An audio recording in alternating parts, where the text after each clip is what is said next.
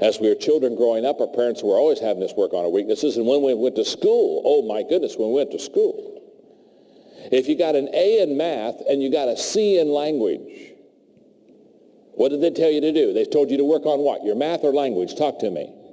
Language. They'd say, oh my goodness, you got a C in language. Get that C up. Get that grade up. Get that grade up. How many of you ever had somebody to tell you to work on one of your weaker subjects in school? Come on, raise your hands. Let's go on. That's it. Look around. You make sure. Okay, we all did. Well, work on your weaknesses. Oh, get that C. Can I tell you something? If you got an A in math and you got a C in language, don't work on your language. You know, get on your knees and thank God you got a C. Probably deserved a D. The teacher liked you. Don't work. Now, why did you get an A in math and a C in language? It's very simple. You have your DNA, who you are, you have a bent toward math, not toward language. You're always going to be better than math and language. It isn't because you work harder on one than the other. It's because the very fact is that there are some subjects we're better at than others. Is that not true? Now, what I'm saying to you is don't work on your weaknesses, and here's why.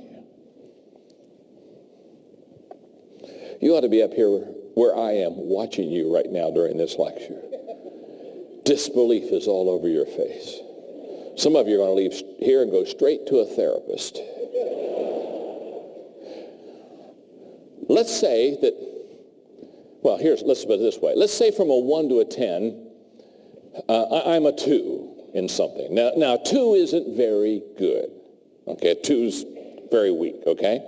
For example, I love music. That's the good news. The bad news is I can't sing. And so therefore, if I looked at you and said, I am going to be a great opera singer.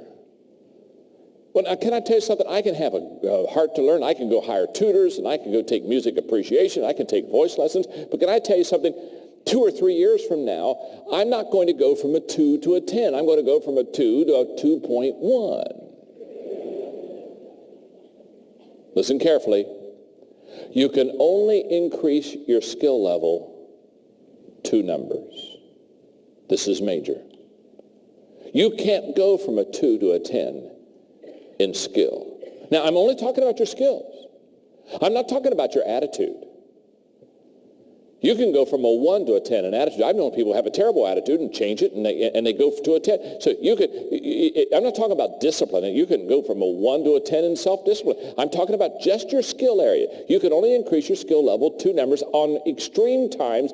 Under unusual circumstances, I've seen people go 3 numbers. I've never seen anybody increase their skill level over 3 numbers. So if I'm a 2 in something, if I work hard on my weaknesses, I could become a 3. Hello. If I work hard, really work hard and spend a lot of time, I could maybe become a 4. Let me tell you something about 4s. They're below average.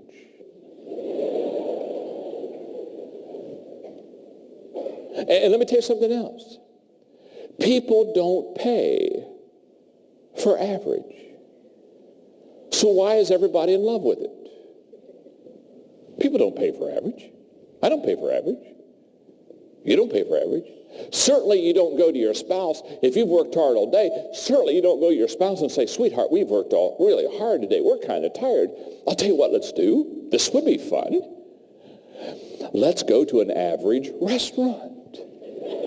Oh, boy. Do you think in KL we could find an average restaurant? Wouldn't it be something if we could go to an average restaurant tonight and have some average food? Oh, yes. Oh, let's do it. So you don't get in your car and drive down the street looking for the average restaurant. Finally you think, I think that one's average. Nobody's there. And you pull in the average restaurant and you pull up right by the door. You get a park by the door at average restaurants. And you go in and the hostess is there to seat you and she gets ready to take you to a seat and say, excuse me, before you take us to a seat. Do you have an average table?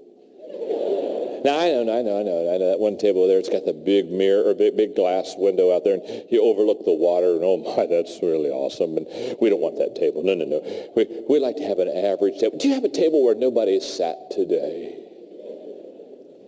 And when she escorts you to the average table, you don't sit down and say, excuse me, one more favor. Thank you. First of all, thank you for the average table.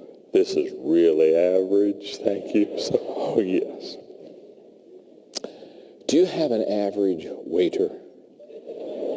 Now, we don't want your best waiter. No. Oh, we don't want one of those waiters that comes and takes the order without writing anything down and memorizes the order and memorizes our name and is prompt and brings us our food on time. No.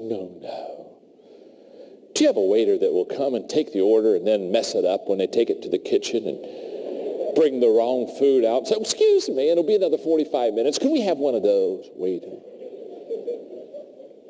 And when the average waiter comes to the average table at the average restaurant, you don't look at them and they start to tell you what their specialty is. And so, no, you don't understand. We don't want to know what you're good at.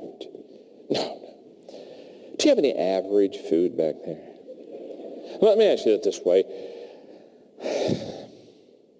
Do you have any food back there that nobody's ordered today?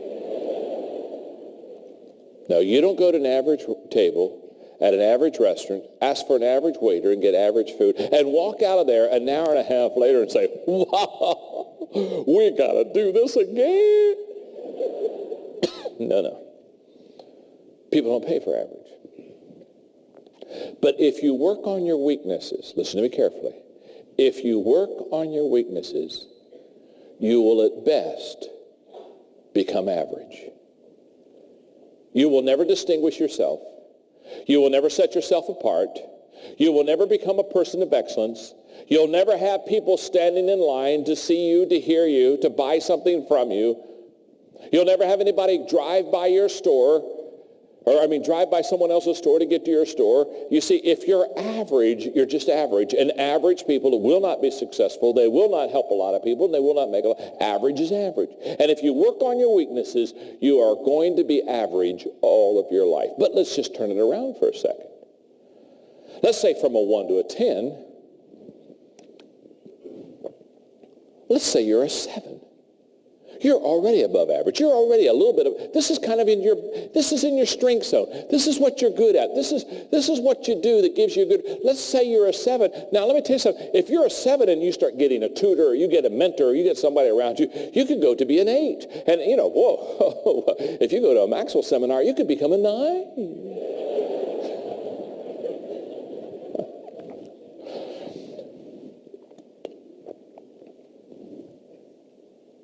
People stand in line for 9s. Oh my goodness. When you're a 9, you're excellent. You've set yourself apart from everyone else. People wait in line for 9s. They pay extra money for 9s. They listen extra carefully to 9s because now you're in your strength zone, and what you do, you really do well. You're really good at what you do.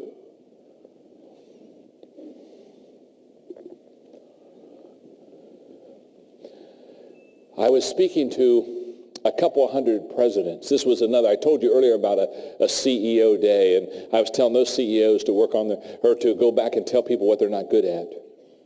Well, this was another president's day with another group of presidents of companies, and I was teaching them all during the day through this whole process, and I was telling them to quit working on their weaknesses, but I was also telling them to not let their people work on their weaknesses. And we were doing a Q&A because there were only a couple hundred of them there, and they began to push back. And one guy especially began to push back. He said, John, this really bothers me that you say we shouldn't work on our weaknesses. He said, all my life I've worked on my weaknesses. I've tried to he said, this really bothers me. I said, that's okay. It's good to be bothered. It's okay. Take a pill. You'll be okay. And he began to push back. He said, now let's just take, for example, Tiger Woods. He said, Tiger Woods, when he plays a round of golf and he hasn't played a good round, he immediately, when he's done playing that round of golf, he heads over to the practice range, and maybe for the next 2 hours, Tiger Woods will hit golf balls. And he said, now that's a perfect example, John, of working on your weaknesses. I said, no, it's not. It's a perfect example of working on your strengths. In case you don't realize it, Tiger Woods is the best golfer in the world. Hello. When he's working on his golf swing, he's working in his strength zone. He gets millions of dollars for that swing. I said, let me give you the difference. When I finish playing a round of golf, I go to the practice range and I practice. But because I'm not a good golfer, I'm in my weak zone. For me, practice doesn't make perfect. Practice makes permanent.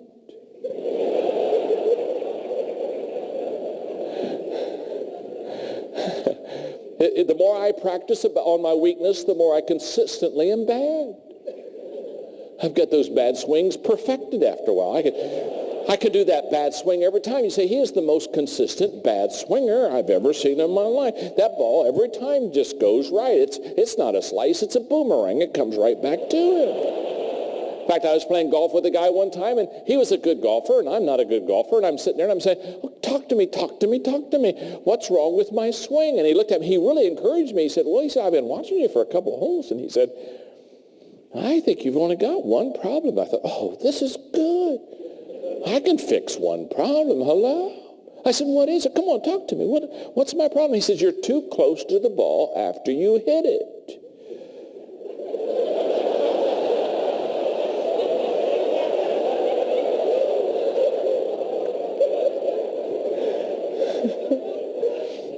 It's the only problem I have. Now, can I tell you something? I could go to the golf course every day, take lessons every day, and never make a living out of playing golf. It's my weakness. In fact, when I play golf with guys and they're not very good, they get real frustrated. I say, oh, don't get frustrated. You could be doing this for a living. Relax. Enjoy yourself.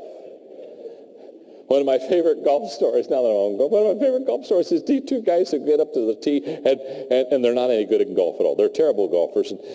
I mean, they're terrible. I mean, they're really terrible golfers. I mean, in their golf bags, they have things like a weed eater. So when they get in the weeds, they can chop them down so they can find their ball.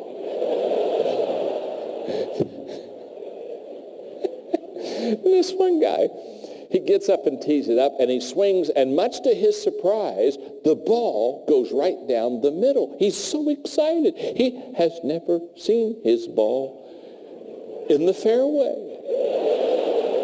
In fact, he's never seen his ball after he hit it. He's so excited. He looks at his buddy. He says, look at this. Look at me. I'm down the middle of the fairway. They're walking down the fairway. He's so excited. I've never been in the fairway ball. I've never seen my ball after I've hit it before. This is really good. And he gets up there about 200 yards out, and the ball is not only in the middle of the fairway, but it has rolled up on a 4-inch anthill. It's in the middle of the fairway. It's teed up for him. He grabs his 3-wood, says, this is my day. I'm going to hit the ball on the green in regulation. I've never been in the green in 2. Swings as hard as he can, and he misses the whole ball and kills 5,000 ants. Miracle of miracles, the ball, instead of being on a 4-inch anthill, is now on a 2-inch anthill. It stayed on top of the anthill. It's still teed up for him. He said, oh, this is my second chance. Grabs the 3-wood, swings as hard as he can. He misses the whole ball again and kills 4,998 more ants. 2 ants are left. One ant says to the other, I don't know about you, but if we're going to survive, we had better get on the ball.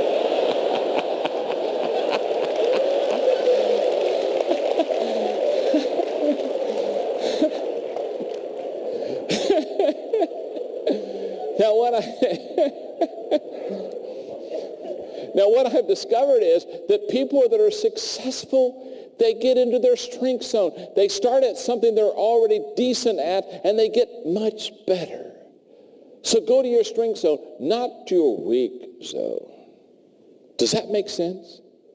Tell the person you're sitting beside, say, That makes sense to me. Go ahead and tell them that, right? I said, that makes sense to me.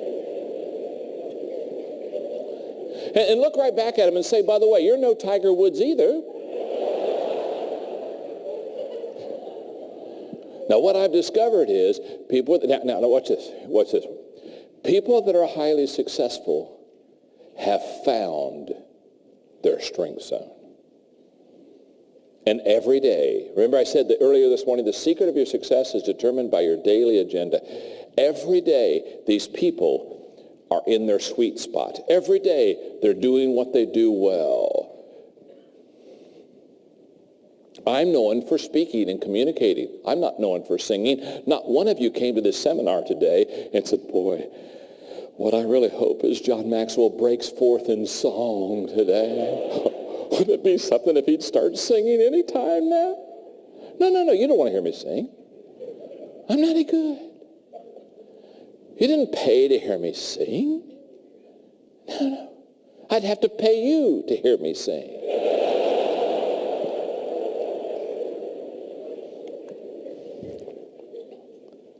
And let me tell you something. When you are in your strength zone, when you are in your sweet spot, it's easy. It's not easy like you didn't have to work for it. But you see, when I'm here talking to you today, I'm as relaxed if I were over in the corner talking to you one-on-one. I'm not nervous. I'm not kind of tense or anything like that. I'm just here drinking my water and eating my cough drops and talking to you because we're friends. We've been doing this all day together. And one of the things I've discovered is that when you're in your strength zone, you wonder why everybody else can't do it as well as you can. You just sit there and you say, my goodness, this is easy. It's because it's in your strength zone. Find your sweet spot. Find it and stay there. For example, communication is one of my strengths, and my wife Margaret, once in a while, some group will ask her to, because of they'll say, boy, if your husband speaks, you probably speak. And they'll say, would you come and speak at our banquet? And every once in a while, Margaret does something stupid and says yes. And I hate it when she says yes. You know why I hate it when she says yes? Because I know what she's going to do. She's going to come to me and say, John, I got to go speak for this banquet. And then she's going to ask me, first thing she's going to ask me, what should I say? Can I tell you something? If you don't know what to say, it's not your strength zone. And I look at her and I say, oh, Margaret, honey, that's not that complicated. And, well, she'll say, give me a subject. What should I talk on? What should I talk on? I said, well, why don't you wait till you get there?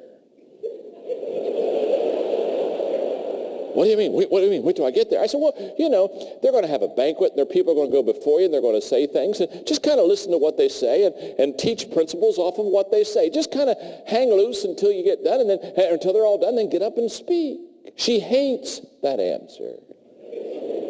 Why? It's not her strength zone.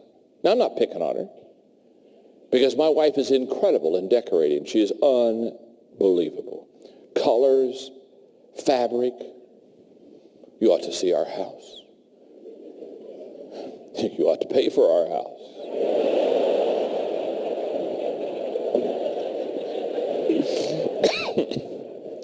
That's a new one. Just a second. I want to write that one down. It feels so good when you get a new idea. It doesn't come on. I had a new idea in 1989 and I didn't write it down. And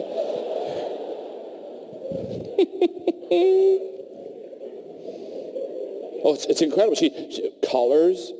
I mean, I'm not colorblind, but I'm worthless. I mean, I can't figure out what matches. I have been known to go in my closet at the house and stand there for 15 minutes trying to figure out what to wear. I'm just kind of, And finally Margaret said, John, are you in the closet again? She comes and I'm just staring. I got little slobbers coming down my face.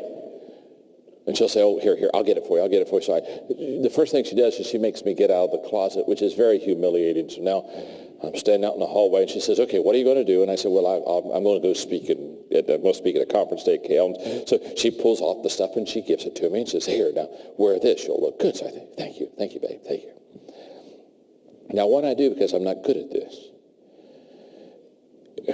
I'm smart. It's like if she picks out like a sweater and slacks for me, a lot of times when I'm done, I'll put them back on the same hanger.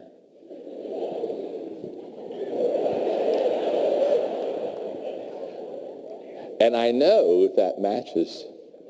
And maybe a week later, I'll kind of go in there and I'll say, I can do this.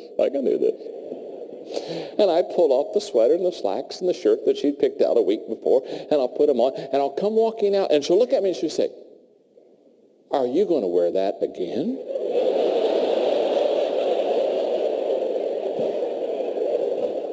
Kind of thought I would. Oh, she said, John, don't do that. You wore that last week. People will see you that. No. And she goes in and she'll switch sweaters on me or switch slacks on me. And she does what she calls mixes and matches, which is another word to say that she likes to keep me in a constant state of confusion.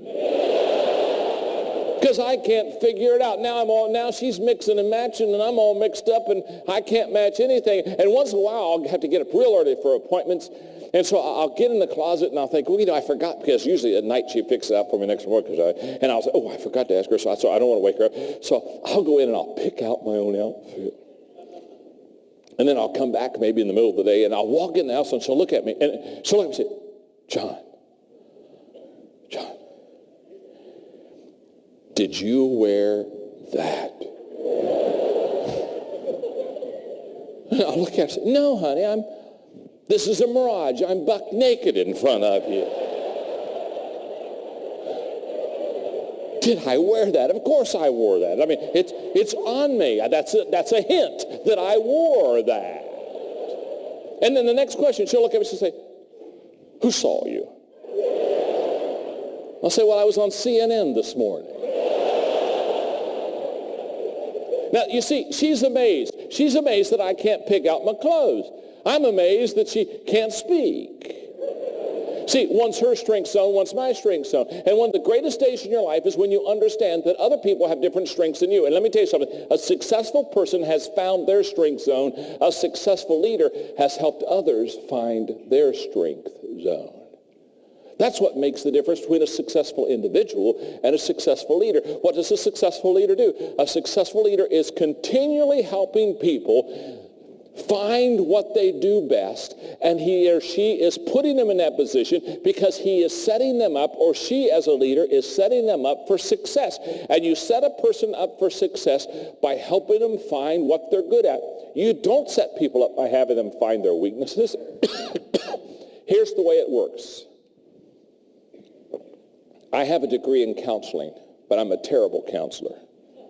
I said, you don't want to come to me for counseling, because I'm one of these kind of people. If you come to me and you got a problem, I'll listen to you for about 5 minutes, and then I'll give you a 3-step plan on how to fix it. And I used to, people come in for counseling, I'd listen to them, and I'd give them 3 steps, tear off the sheet of paper, and say, be healed. And they'd come back next month with another problem.